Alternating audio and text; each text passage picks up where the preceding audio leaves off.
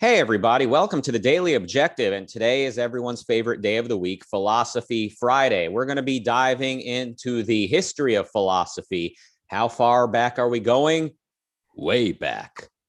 We're going to be talking about the so-called presocratics. Should they even be called that? Let's find out. I'm here with an actual expert on the subject. One of the subjects he is an expert on. It's Jason Rheins. Hi, how are you? Pretty good. So do you call them pre-Socratics or do you have a preferred name? I don't. The term gets really popular with this extraordinary work of scholarship by a 19th century German scholar, an early 20th, Hermann Diels. And it's fragmented there, the Vorsokratica, the fragments of the pre-Socratics, and that is for a very long time just the best collection of materials. It's been revised later by Walter Kranz, so scholars call it Diels, Kranz, or DK, and then for various other reasons people stick with this term pre-Socratic. They weren't always called that. Nietzsche calls them pre-Platonic, and the new thing that's as good or and in some ways better than Diels, Kranz, which is the collection of the early Greek philosophers by Glenn Moss and Andre Laux, calls it just early Greek philosophy. And here's why I prefer early Greek philosophy or pre-Platonic to pre-Socratic. Usually when people say pre-Socratic, they assume or build in a kind of narrative that goes back all the way to the time of Plato and Aristotle, that before Socrates, philosophy was really interested in what the ancient Greek philosophers called physikai, natural science, natural philosophy. Because remember, for the Greeks, philosophy includes, things like logic, epistemology, metaphysics, but it also includes ethics, politics, and it includes all of what we would think of as natural science. So these early guys, Thales, Anaximander, people we're going to talk about today, they're doing natural philosophy. Maybe they're doing some metaphysics-y stuff too. And then Socrates comes on the scene and completely changes things. Instead of looking at the cosmos, he looks inward at the nature of man. He says, we don't even know about that, but let's try to know ourselves first. Let's look at the soul. Now, and then he turns philosophy inward, or turns it, so sometimes it's called the inward turn or the ethical turn or even the Socratic turn. Now, this is bullshit. Pardon my French. It's BS in the sense that philosophers before Socrates, people we would call philosophers, people they would call philosophers, are talking about political issues. They are theorizing about it. They are talking, even kind of developing ethical thought. Democritus seems to be doing this, although he's born a little after Socrates. So it's just not true that Socrates is the only person doing this. And it's not true that Socrates, or even Socrates and his contemporaries, the 5th century sophists, are totally uninterested in natural philosophy. The evidence about the historical Socrates and whether he did any of this is kind of mixed. What Plato suggests that Socrates had studied it, didn't draw any conclusions, thought he wasn't really equipped to make those decisions, but at least as Plato presents him, doesn't really deny that it's good to do if somebody can do it, but he can't. Xenophon presents Socrates as saying, I don't do it, and neither should you, it's kind of useless. And Aristophanes presents him as doing it and teaching it. But I think Plato falls somewhere in the middle, and but it's certainly the case that other sophists did this stuff and studied it, and so there wasn't this clear line between I advise cities about how to order their constitutions, or I talk about being good, you talk about science, right? So that's part of what's false. The other thing that's false is there are a bunch of pre-Socratic philosophers who, in no chronological sense, are pre-Socrates. So like Democritus, either the main figure of early atomism, he might have had a teacher named Leucippus, but even a generation later, people weren't sure Leucippus existed, right? So father of atomism, let's call him. He's actually born after Socrates, but no collection of presocratics would be considered complete without him. And if you wanted to pick a figure who is a watershed moment in philosophy and how it's done, I would argue either Democritus, maybe, but we don't have enough to be sure, or Plato is the key figure for making philosophy the systematic whole with all the parts that it came to be recognized as having for the rest of antiquity. And so that's, I mean, I think that's why I like to call it pre-Platonic, or just even be less committal and call it early. One last thing is just to point out, Hermann Diels, he was explicit that when he called the philosophers pre-Socratic, he meant it in what he called a dialectical sense, not a chronological sense. So he was like, look, I admit some of the people in here are born after Socrates, but they don't yet show the influence of Socratic change. Well, not knowing what Socrates thought, we don't really know that. So at minimum, we'd be talking about they don't show the influence of Platonic thought. Anyway, so that's why I don't love the term pre-Socratic. I think it's very misleading about what Greek philosophy looked like. Okay, I've always assumed they use Socrates as this dividing figure because he was Plato's teacher, and then Plato changed everything. So for what it's worth, that's how I've always interpreted that moment of change. Okay, so here's what I know about Thales, or here's what I've heard about Thales. Let's find out if I'm correct. Even before Thales wrote anything, he was hanging out in Egypt, and he figured out how to measure the height of a pyramid. He, at a time of the day when his own personal shadow was the same length as he was tall, he then quickly measured the shadow of a pyramid and then was able to know how tall the pyramid was by the length of the shadow. And thus he sort of invented, some would say, a scientific pursuit of truth, but maybe if that was in fact the first of its kind of action.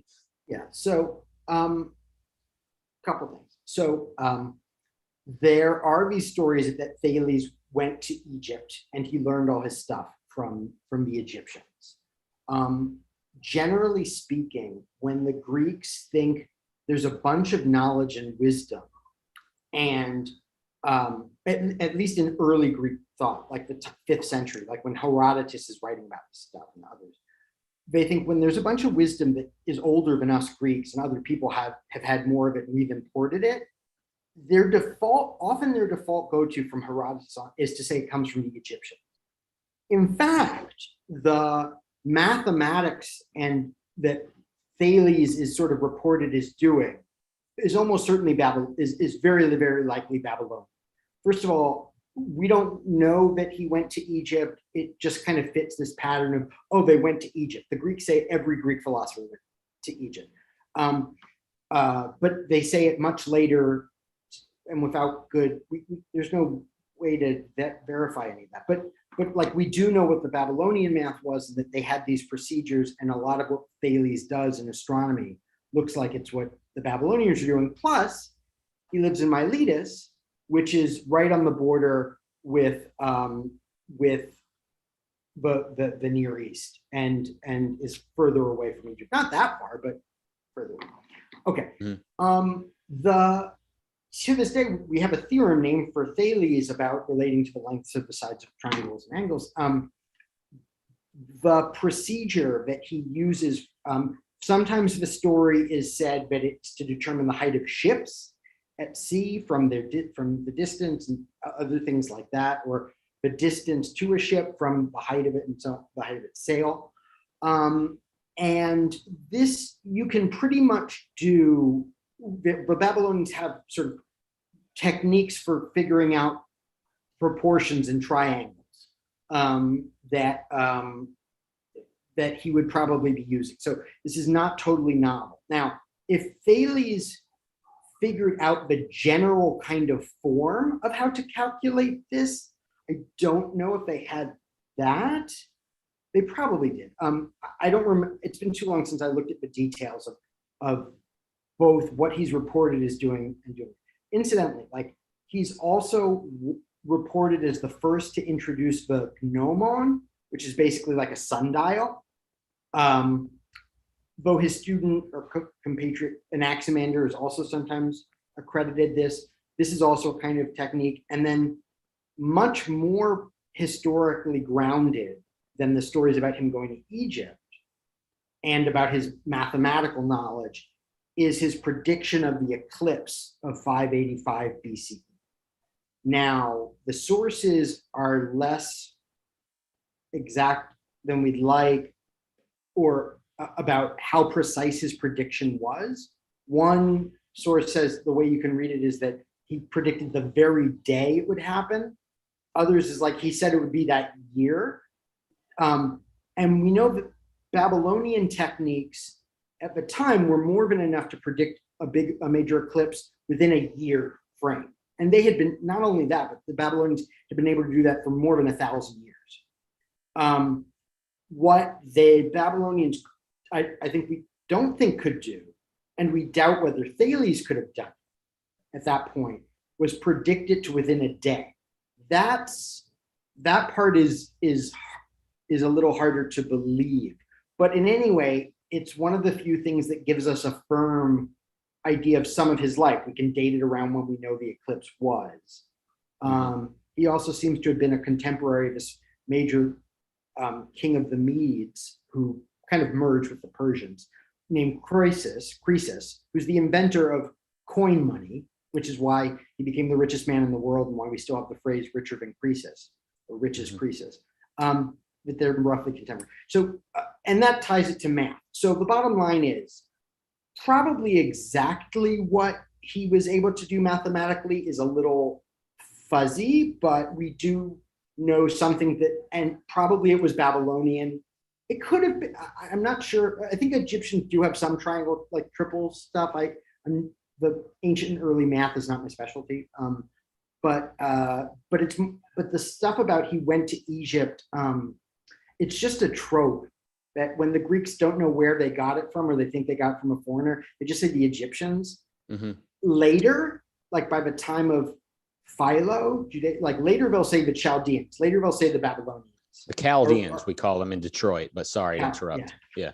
Now, go ahead. Are you, did you? No, I'm done. I've been Okay. I mean, I know there's never enough time to cover everything. We've discussed mythology in the past, and kind of even just like discussing actual historical figures, and even learning that someone like Homer is not necessarily one person, and that maybe Thales' accredited discoveries were not even necessarily his own. And maybe Socrates also has some mythology attached to him. Kind of makes me think about just the value of these stories, whether or not Thales was everything that he represents in a lot of our minds. It's how we remember these people and kind of what they symbolize that kind of helps us value certain things. So the fact that we value philosophy means that we sort of have this character called Thales and what he represents that is useful in terms of like this narrative of like we were in this state of existence and civilization then transformed thanks to the work of certain people. Yeah, so sometimes the sources say that Thales, introduced the gnomon, by which they mean invented it, but others it's like introduced, like he brought it to the Greeks, they didn't have it, but maybe other people did. And they don't necessarily assume that. So like the Greeks know that they learned a lot of stuff from non-Greeks. Like they're not shy or embarrassed about that. They don't, in any case, but yeah, Thales becomes a symbol for philosophy and especially natural philosophy. So not long, it's within his lifetime or shortly after it that he begins to be called a sage, one of the sophistics or sophoi, the 7 sages of Greece. Now, who are the 7? The lists are always a little different, but Thales is always on it. And then the other who's always on it is Solon of Athens. The other ones shift, sometimes Pittacus, sometimes other guys, but Thales is always number 1. In the ancient world, if you could call someone a Thales the way we would call somebody an Einstein. And it's funny because there's this letter or this statement of Einstein's, I can't remember where he says that, like people impute to him all kinds of magical and like superhuman feats of mind. And he's like, and it's silly and it's pressure, it's embarrassing. He's like, I don't mind being a kind of symbol of the intellect insofar as at least it makes people think it's a good thing. But I don't like the fact that they think I'm like, I'm so much smarter than everybody else when I actually think other physicists are smarter than me and so on. And I think that gets at part of what you're saying, that Thales is a symbol of something, a symbol of kind of scientific genius, a symbol of the ability to kind of discover things that the average person's like, I didn't even know you could figure that kind of thing out. And it's half kind of wonder, like he's some kind of wizard, but it's also like, no, he figured it out. It wasn't magic, like he's just so smart. And so he does become that. And that's why he is the most archetypical of the 7 sages. All the other sages are known for and associated with poetry, political activity, and sort of like aphorisms, bits of folk wisdom or wisdom literature, but know thyself, nothing in excess. And some people later, much later, go back and attribute that to Thales too. But the point is that Thales is somewhat unique in that list about being firmly associated with math and science in our words. Yeah, the exploration of the natural world, as I think you mentioned, was kind of the point of philosophy. And maybe up until recent, century, like up until the 19th century, philosophy maybe was even used interchangeably with, natural science. Are you tempted? Natural philosophy, yeah. Okay. So like, yeah. Mm-hmm. Isaac Newton was professor of natural philosophy, right? Like, mm-hmm. So Thales most famously said everything is water, if that's even what he said. I'm always ready to be corrected around you, but no. And so there's no evidence that Thales said everything is water. This is very important. Dear. For many, many people have taught and have thought of Thales and all the Milesians as quote unquote material monists. And this tradition goes back to Aristotle. And Aristotle cites the belief that everything is of one substance, and in Thales' case, namely water, as the explanation for why Thales says something else. And so, in other words, and Aristotle does this with people, is he posits that like this must be why they think this. But he states it in a way that we can tell the difference between like what Thales is saying or claiming, though it's not in Thales' own words, and what Aristotle thinks that comes from. And what he says that Thales says, and this is very credible, is that the earth floats on water, or the land floats on water. I say it's credible because we see a similar type of view, only with air instead of water, in Anaximenes, a later Milesian philosopher, one generation in between them. And also, this is a widely held Near Eastern view. This is roughly the view that you get at the beginning of the Torah. This is a view in Babylonian cosmology and mythology. And it's even possible that Thales said that everything, Aristotle elsewhere says, that maybe Thales said everything came out of water and will return to water. That's possible too if Thales thought, like you find in the book of Genesis, earth was first drawn out of water. And perhaps that there will be a deluge, a flood, and it will return.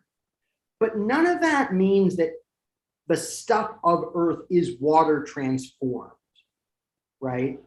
It just says that water is the sort of primordial place or element, which is a very ancient mythological template in that part of the world. Even the Greeks have a version of that myth. And I think it doesn't make sense. It's hard to know why Thales would think or bother to think everything came out of, everything is water. In other words, put it this way. Let's say Thales thinks the earth floats on water, and he thinks it does so because of the principle of buoyancy. I think that's plausible. And suppose he also has this Near Eastern view in the background that things emerged out of water, and maybe they'll return, but more importantly, things emerge out of water. Along comes his student, Anaximander, who has a view about things in terms of contraries. X comes from not X, it passes away into, so hot from cold, cold from hot. Thinks of things in terms of opposites. And he thinks, look, it can't be that the fundamental stuff is cold, because why would it ever get hot? And it can't be that the fundamental stuff is hot, because why would it ever get cold? It has to be something that's neither hot nor cold, so that they both came from. So it makes sense if Anaximander is looking back at Thales saying the earth emerged out of water and thinking, why would the dry come from the wet? Both the dry and the wet must come from something that's indeterminate with respect to moisture.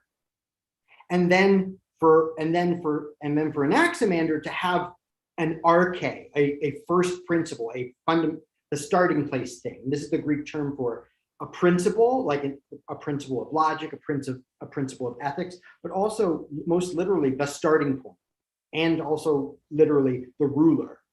And it makes sense to then say, okay, there is the starting thing. It's this indeterminate material, what Anaximander called the apeiron, the infinite or indeterminate. And then for his successor, Anaximenes,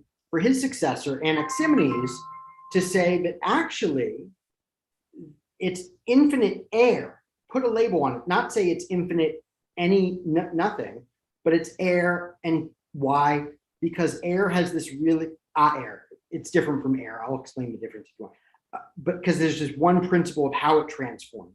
Because like, how would you make sense of why Earth is water? How would that come about? But it makes more sense with water. So all I'm saying is, it makes more, the evolution of this, I think, is easier.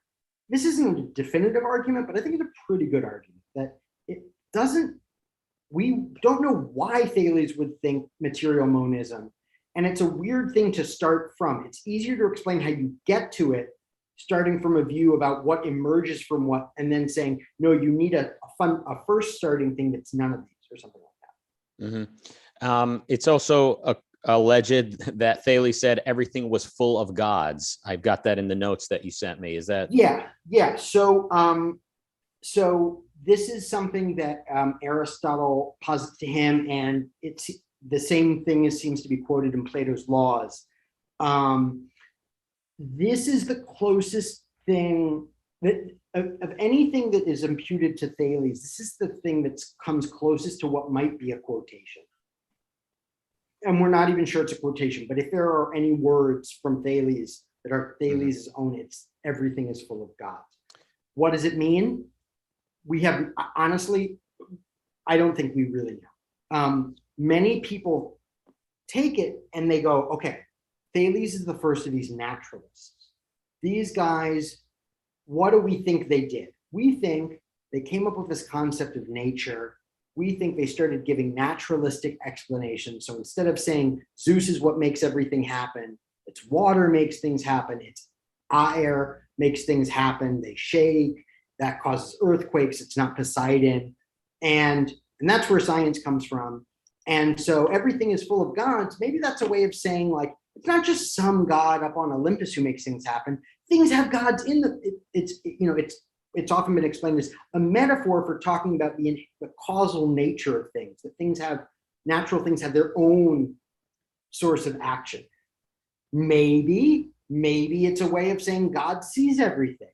Maybe it's a way of saying, like, there are spirits, daimons in everything. There are oceanids in the ocean, and there are dryads in the trees, and there are oranids in the mountains. Like, we really don't know. Mm-hmm. But we can, I suppose, one of the reasons to remember Thales fondly is not for his emphasis on water in his language or on gods, but the word everything. Everything is water. Everything is gods. I suppose we might say he was trying to integrate. He was trying to tie together various things, everything, in order to put it to make the world make sense. That could be true. And I think we do know, or we have good evidence that, or at least, my advisor wrote a very famous book. To this day, it's probably still the most important book on Anaximander. This is Charles Kahn's Anaximander and the Origins of Greek Cosmology, where he really stresses the fact that Anaximander seems to be the originator of the concept of cosmos. Now, I think we've talked before that the verb kosmeo originally means to like put yourself together, to put on an outfit and do your makeup and make things pretty and like make it a full package. As far as we know, Anaximander is the first to take this and use it as a metaphor and then as a term for the universe. And if you look back at earlier Greek thought, there are terms for the heavens, there's terms for the earth, there's terms for the underworld. You can say there are words to say everything, but the kind of conceptualization of all of it is one thing, and the integration of all of it into one thing, A. B, the recognition that that total package of everything has a kind of structure or order that it follows, which we have in the one remaining bit by Anaximander. That is really unique.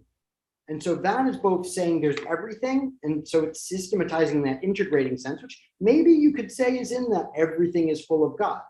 It's theorizing about all things in common. But what cosmos, the introduction of the concept of cosmos, adds is that there is some structure or process governing all of it, and that makes that makes these things not just an accumulation. It's not like just everything that's in my pocket. Well, that isn't everything, but it actually is a system. It is some kind of order. It perhaps is beautiful.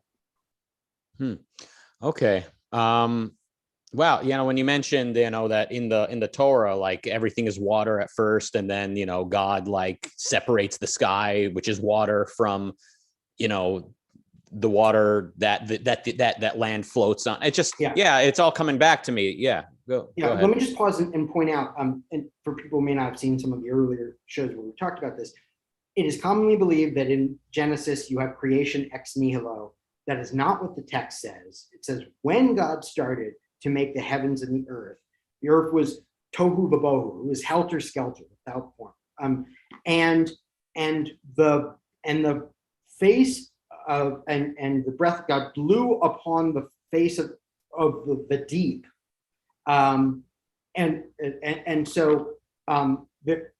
So what you actually have is waters. It clarifies, and the breath of God blows upon the waters of the deep, and then, or is upon it, and then you have the creation of light.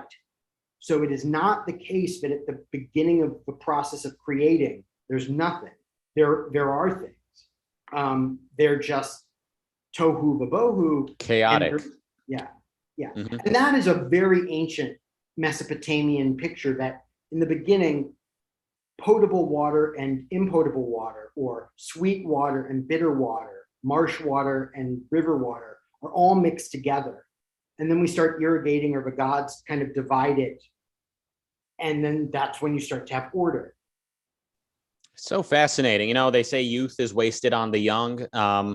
It's like early human civilization was sort of like wasted on the ignorant, like the just the myths they were coming up with, and the sort of like historical memories they sort of had from their half human ancestors, whatever it is, like just the way they were kind of piecing together mythology with some observations, and these stories they were coming up with is just so fascinating, knowing what we know now. So it's always a source of fascination.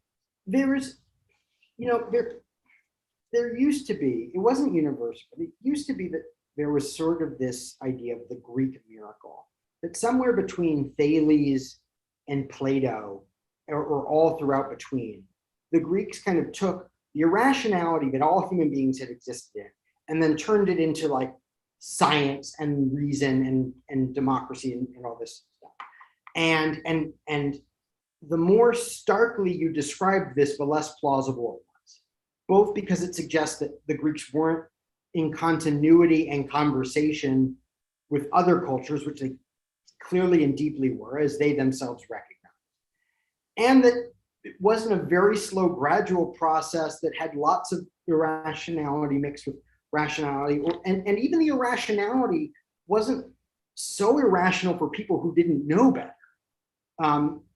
And so I think over time we've come to understand that reaching a certain kind of philosophical perspective required many iterations and is an, you know, and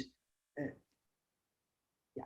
Mm-hmm. I mean, look, most people in the United States today still think that there's this personal being that made the universe and sees everything they do, and it's basically just a metaphor for your father, you know, or something like that. And you know, and most of them picture him as a man with a beard on a cloud. Like, so, you know, how far are we from the mythical thinking? It's scary how much progress we've made, you know, collectively, but also how little. All right, so Anaximander was Thales' student, and then his student was Anaximenes, if I'm pronouncing those names correctly. Yeah, do you want to? Anaximander, Anaximenes, yeah. Or that the later kind of accounts call them successions. One source says Anaximander was a contemporary of Thales. It becomes very, very popular from Aristotle and his student Theophrastus onward to think of philosophers, especially as schools with founders and successors who then inherit it and change it and expand it. And that becomes a kind of template for what we call the doxographical tradition, namely recording the views of XYZ. So we have all these doxographies. Aetius and Diogenes Laertius are the most important surviving ones, about here's what these Greek philosophers said, and this guy thought this, and this guy thought that.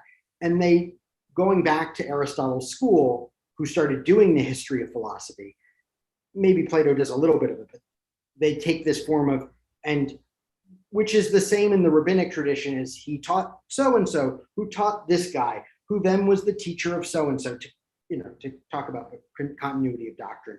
And, you know, but it's clear that some of these successions just make people up when they have a gap and so on. They just really like this format, but, you know, it's perfectly plausible. There's no reason per se to doubt Anaximander was studied under Thales and Anaximenes was younger than, but studied with or was a colleague of Anaximander. Like, you know, the Greeks aren't stupid. That just because we don't know everything, that just because we can see certain weird tendencies or things in their history doesn't mean they don't know how to try to tell the truth or check sources. You know? Yeah, if it's useful to think of them as one succeeding the other, then that's useful for our purposes. It's not like they're still receiving residuals for their work. So can you speak about what it is about these two after Thales, these other two? What is it that makes them notable and what they contributed? So like I said, one of my doctoral advisors, my permanent advisor as a graduate student was Charles Kahn. Susan Salve-Meyer was my other, and Charles Kahn was famous for a lot of his work on the presocratics and Plato, and he really made an important view about Anaximander as the pivotal figure.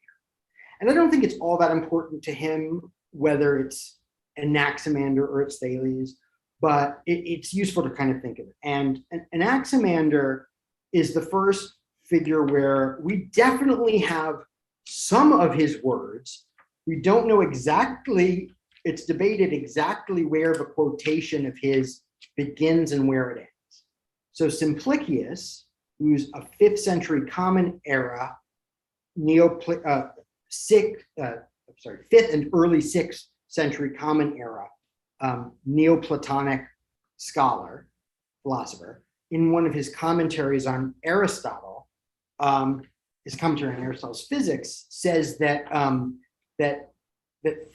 he says that Anaximander had the view that the things that are perish into the same things from which they came to be. According to obligation, for they pay penalty and retribution to each other for their injustice according to the order of time.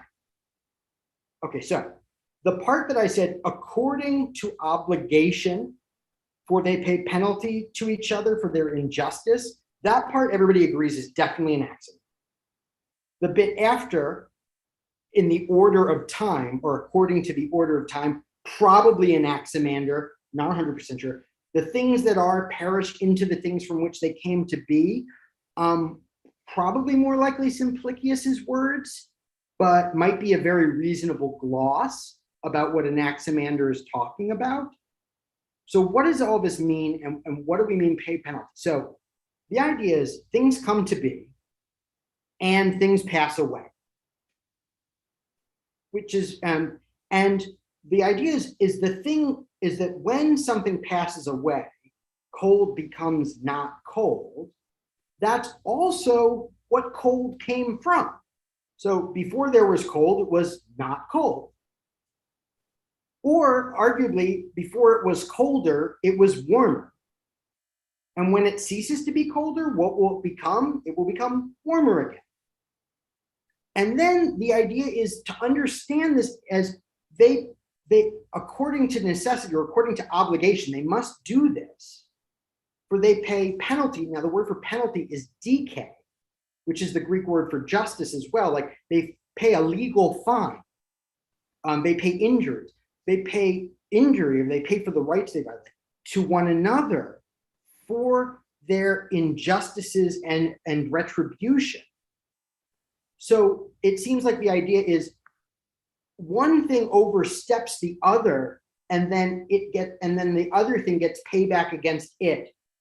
And they have to do that back and forth. So it's a social metaphor for a cycle of an unstable equilibrium, you might think. Mm-hmm.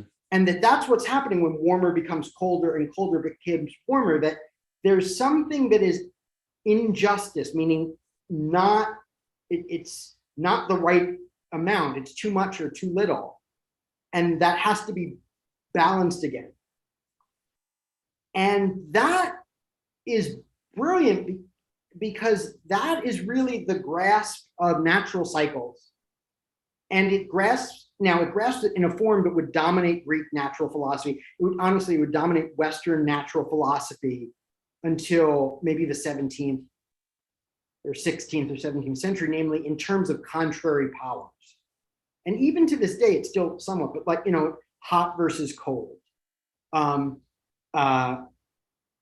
dry versus the wet, the dense versus the rare, and thinking of as two opposed forces. And now we often think of these more as, sometimes they're opposed forces, but more as quantities with more and less of one thing.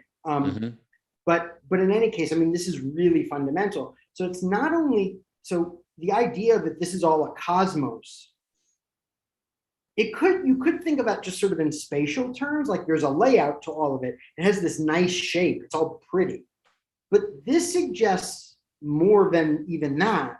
This suggests a kind of internal process that is orderly, beautiful, well put together. And that's a really huge deal. I mentioned the idea that the arche, the starting principle, we're told for Anaximander, was the apeiron, the infinite, or the indefinite, the unspecific, neither this nor that. And that from this comes dark air and bright ether. So the word that comes to be in English, air, in Greek is aer. And it originally meant something dark and wet and misty, like fog. Whereas if you wanted to talk about whatever was in a bright sunny day in the sky, that was aether. And at first, like, these are contrary. So Anaximander describes the creation of the universe from out of this indefinite into these sort of two opposed forces. According to a number of reports, he's the first Greek, at least, to draw maps of the whole Earth. again, this systematic thinking, how is it all laid out? He's also, according to a very fascinating report, the first person like this to put his theory into prose writing. Now, if you look at, so Greeks put poetry into writing before they put prose into writing.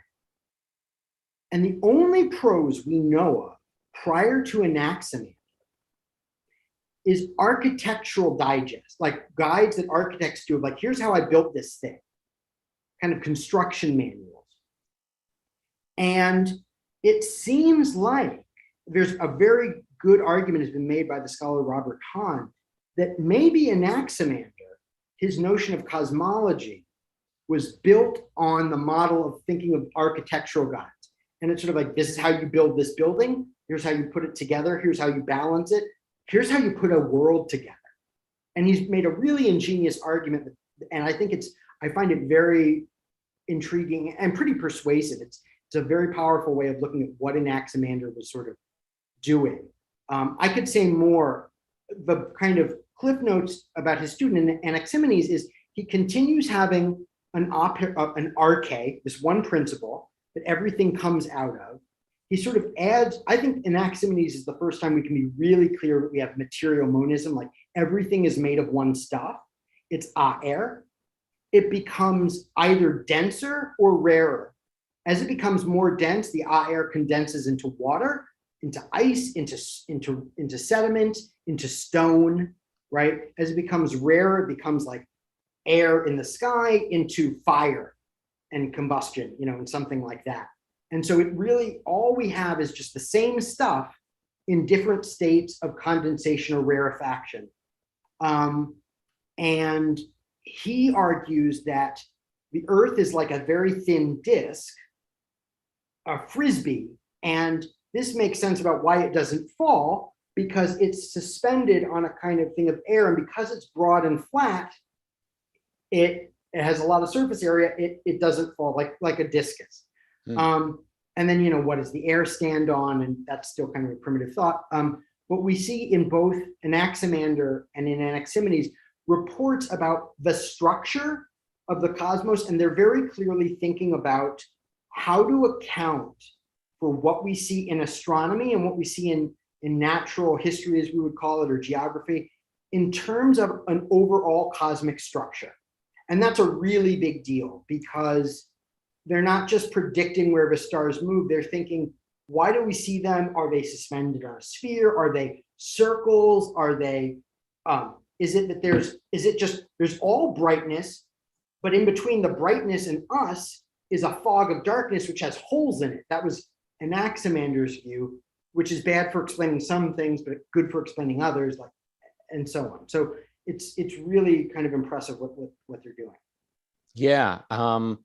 This differentiation of like language, like useful ways of looking at things versus what things actually are, is important. And what I mean is, so like designating hot as the opposite of cold is very useful for living. But in terms of understanding the world, yeah, like hot and cold are 2 degrees of something that might be seen as like on a spectrum. Similar with weight. Heavy is the opposite of light in sort of day-to-day understanding, but like objectively, heavy and light are 2 degrees of something. And I mean, and the not differentiating like the difference between language, or like kind of not seeing that distinction could make for catastrophic results in philosophy, I suppose. And maybe that's why the Greeks never made it very far in science. Well, I mean, how far did you expect them to get? Because there's still this sort of Greek miracle, right? Like, can I tell you what brings us up? I'm reading John Herschel, the 19th century guy, and he points out the Greeks got much further in math than they did in science. And he thinks it's because people like Aristotle thought that heavy is the opposite of light. He was conflating day-to-day usage of words with actual, facts. So, okay.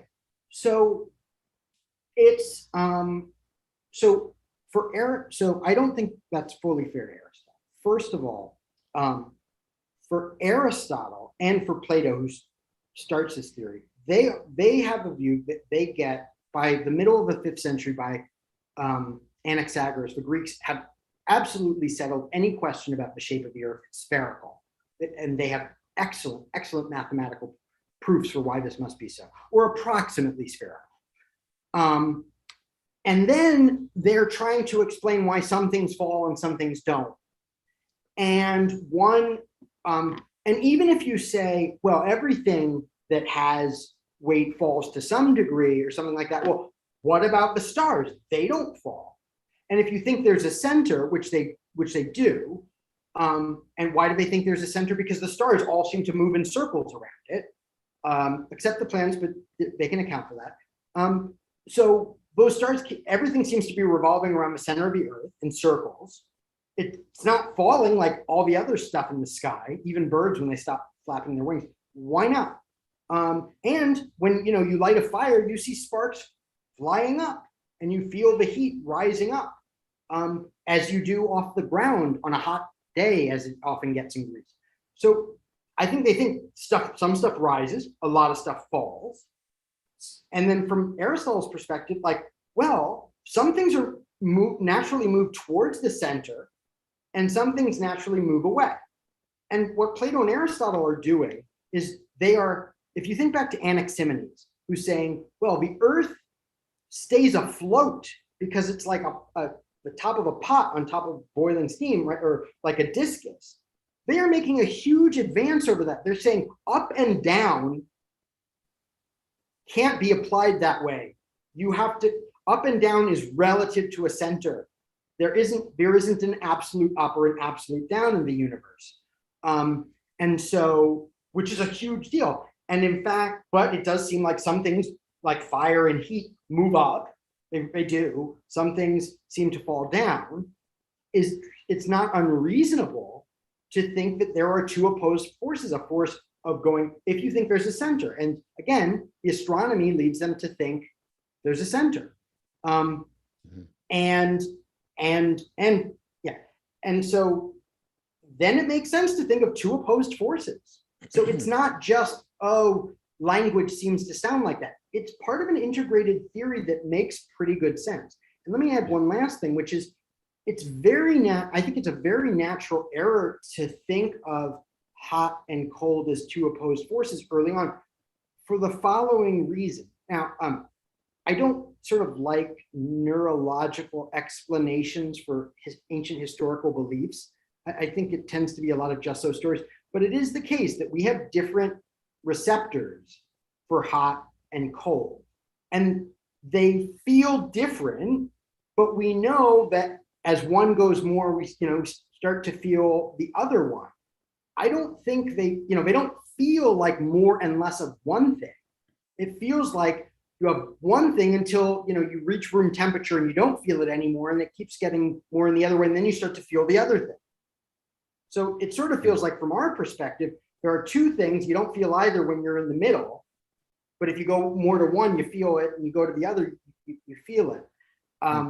So with that in mind, I don't know. I mean, like, I think yes, of course, it's wrong. That's false about the nature of temperature or heat, but it's not foolish. It's not foolish. Yeah. It's not only is it not foolish, it's a pretty reasonable way of making sense of certain phenomena. And last point, the Greeks were on their way to, maybe they didn't get to the point of Galileo or Bacon or to much less Newton, and understanding kind of mechanics in that way.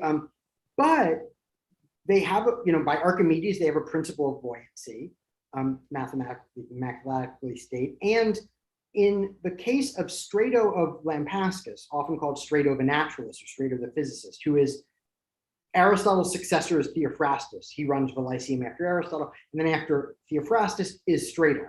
Strato does the first things that we can definitely call in the modern scientific sense sort of experiments. And he experiments with vacuums, and he creating vacuums, and he experiments with free fall. Two things that we also know went hand in hand together in the early 17th century. And this is the fascinating thing. Strato discovers that objects accelerate as they fall. He doesn't, I think, as far as we know, he doesn't discover that heavy and light things fall at the same rate once you remove air resistance. So he creates these vacuums, but with pumps. He doesn't test what happens with falling objects, but he does realize that things do not fall at a constant rate. And the way he figures this out is freaking brilliant, but maybe we'll save that for next time. Yeah, we are truly out of time. Thank Thank you, Marilyn and Jonathan and Bonnie, for the super chats. No questions in the super chats, but thank you for your support. Please, everyone, hit that join button and support the channel even more and unlock exclusive features and content. We are out of time. Coming up in a few minutes at 7 p.m. UK time, it's Finance Friday with Jim Brown on inflation is more than rising prices. Hey, I've been thinking of starting a YouTube channel and doing some like lectures on the history of philosophy, including this kind of stuff. If you'd like that idea, if you think you would subscribe, if you think you'd be willing, even more, if you think you'd be willing to pay, please put a comment in the maybe in the chat on this video saying you'd be interested in that, and please like and subscribe. Yeah, and I can speak on behalf of many people and say a lot of us would like to see that. So I think the answer is already apparent. But yes, please, everyone, voice your enthusiasm for that. And then coming up at 8 p.m. UK time, it's James Valiant, Robert Nasr, and Amy Nasr continuing their discussion on Leonard Peikoff's Keeping It Real. That's the book adaptation of his podcast. Okay, thanks, Jason. Great as always. Looking forward to more. I was even reminded of a Bad Religion song during this conversation. They said it's entropy. It's not a human issue. Entropy, meaning like, don't decry the collapse of civilization. It's entropy. We can't help it. That was something you mentioned where they thought like they anthropomorphize. They use a human analogy for the natural world. Remind me of that. Yes, go ahead. Take this out. Teaser for next time, if we remember to talk about it, I will mention how there's something like a notion of how entropy or something, a primitive equivalent, how that affects even social institutions, though it's a broader metaphysical feature in Plato's Republic. Looking forward to that. All right, everybody. Thank you for joining us. Leave a like, subscribe, and join. Stay tuned for much more content coming up the rest of today. And goodbye.